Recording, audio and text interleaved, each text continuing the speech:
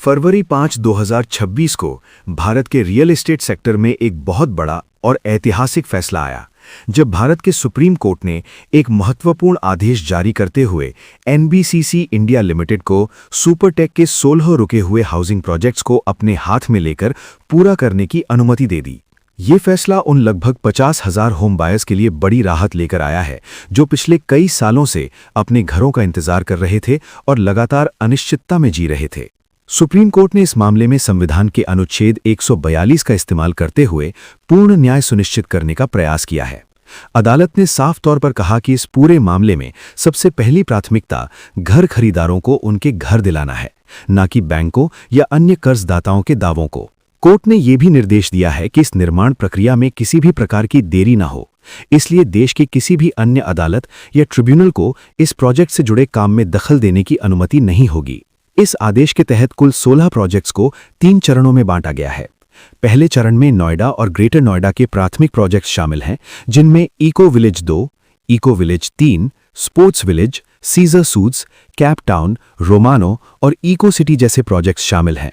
दूसरे चरण में एनसीआर और मेरठ के प्रोजेक्ट्स रखे गए हैं, जिनमें eco village 1, up country, north eye, Meerut sports city और ग्रीन विलेज जैसे प्रोजेक्ट्स शामिल हैं। तीसरे चरण में बाहरी शहरों के प्रोजेक्ट्स को रखा गया है, जिनमें गुरुग्राम के हिल टाउन और अराविल, रुद्रपुर का रिवर क्रेस्ट, बेंगलुरु का मिकासा और देहरादून का दून स्क्वायर शामिल हैं।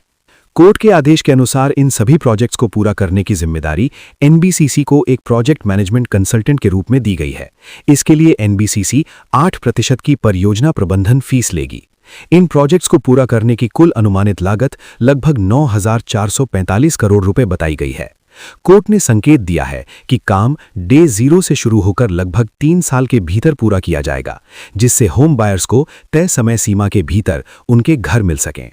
कोर्ट ने यह भी स्पष्ट किया है कि जब ये प्रोजेक्ट्स पूरे होंगे, तब घरों के साथ सभी वादे किए गए बेसिक इंफ्रास्ट्रक्चर और सुविधाएं भी उपलब्ध कराई जाएंगी। इनमें पानी की सप्लाई, बिजली कनेक्शन, सीवरेज सिस्टम, अंदरूनी सड़कें और पार्क जैसी सुविधाएं शामिल हैं। इसके अलावा कोर्ट ने यह भी कहा है कि जिन प्रोजेक्ट्स की जरूरी सरकारी मंजूरियां खत्म हो चुकी हैं, उन्हें तय समय सीमा में दोबारा रिन्यू कराया जाएगा, ताकि निर्माण कार्य में कोई कानूनी अड़चन न आए। इस फैसले का एक महत्वपूर्ण पहलू यह भी है कि वित्तीय और संचालन से जुड़े कर्जदाताओं को अपनी बकाया रकम पर हेयर कट लेना पड़ सकता है, यानी उन्हें पूरी रकम नहीं मिल पाएगी। कोर्ट ने साफ किया है कि सबसे पहले घर खरीदारों को उनके फ्लैट दिए जाएंगे और उसके बाद ही कर्जदाताओं के भुगतान पर विचार किया जाएगा। इन सभी प्रोजेक्ट्स के लिए एक अलग खाता बनाया जाएगा, जिसका नाम NBCC India limited Supertech unfinished project होगा। इसी खाते के जरिए फंड का प्रबंधन होगा और निर्माण कार्य को आगे बढ़ाया जाएगा। यहां यह भी ध्यान देने वाली बात है कि नोएडा का सुपरनोवा प्रोजेक्ट इस सूची में शामिल नहीं है, क्योंकि वो अलग सुप्रीम कोर्ट के निर्देशों के तहत अपनी विशेष स्थिति के कारण अलग प्रक्रिया में संभाला जा रहा है। कुल मिलाकर ये फैसला नोएडा, ग्रेटर नोएडा और आसपास के इलाकों में फंसे हजारों परिवारों के लिए एक नई उम्मीद लेकर आया है। अगर सब कुछ तय योजना के अनुसार चलता है, तो आने वाले 3 सालों में इन प्रोजेक्ट्स में रहने का सपना देख रहे लोगों को आखिरकार उनके घर मिल सकते हैं। ये फैसला न केवल सुपरटेक के खरीदारों के लिए राहत है, बल्कि पूरे रियल एस्टेट सेक्टर के लिए एक महत्वपूर्ण मिसाल भी बन सकता है।